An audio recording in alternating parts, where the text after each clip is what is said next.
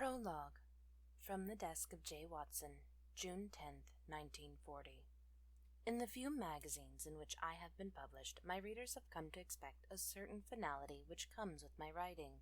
I tell you of my good friend and colleague Sherlock Holmes, who continues to annoy my sensibilities to this day, and you are left feeling satisfied that the story was told in its entirety. I'm afraid, my dear readers, that I was never entirely truthful with you. In the wake of this dreadful Second World War, I am drawn to think about the naivety of my youth and the finality with which I spoke of the Great War. For indeed, at the time, we truly believed it to be the war to end all wars. Yet now, with our soldiers returning from France, I am forced to face the truth of the matter. My editor, who has had to see 2 of his sons off already, has asked me to share my experience returning from the Ypres salient, so that the soldiers and nurses coming home now might not feel so alone.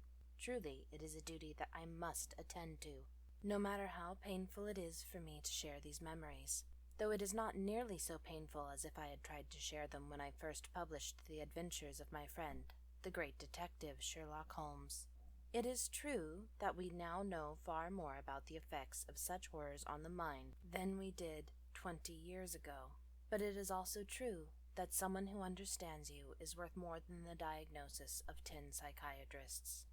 So, my dear readers, with this book I present to you the beginning of the truth. The pain, the sorrow, the fear and horror laid bare before you so that those young men among you defending freedom and liberty may read them and know that you are not alone. We have seen this, lived this before, and it will get better. It will take work, which I know seems unfair as it is work that got you here in the first place, but nevertheless it is work that will get you out. This is the hope I can offer you in this time, that you will heal, recover, and live again as I have learned, as your elders learned. Some parts of my past are, admittedly, vague in my memory. It seems that the mind tends to wipe away certain unpleasant events as you begin to heal and grow. So for those moments, some of which will fit not into this volume, but one of its successors, I have asked Holmes to fill in the blanks, which he has done in his own special way. Certain readers will be aware that I have been attempting to convince him to write his memoirs for years, as I have not always been with him to chronicle his feats, and he always says he will eventually write a treatise, yet never does.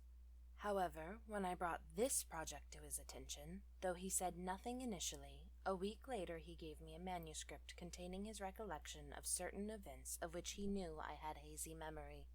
Dear readers, I submit to you the first volume of the complete truth of my past adventures, Great War and all. Sincerely, Dr. J. Watson.